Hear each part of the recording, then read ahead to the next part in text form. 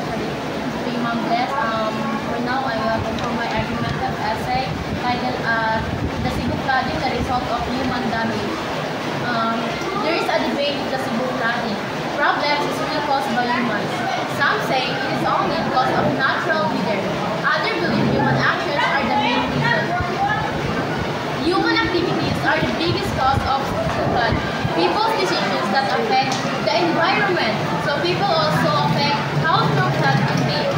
When people throw trash in canals and rivers, the water cannot flow properly. When people cut the trees, here is the natural protections to absorb rain water. When people build too much, the ground becomes concrete and rain cannot be contained. And at 2023, DENR Region 7 or Department of Environment and Natural Resources assessment that 72% main waterways in Cebu are blocked or partly blocked by human waste. Also, Cebu City DPWS report that only 30% damage system are fully functioning is data show that human activities directly cause water to rise faster.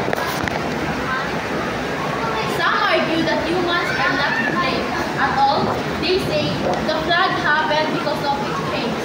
Rainfall, they think about weather. They think we cannot control the nature.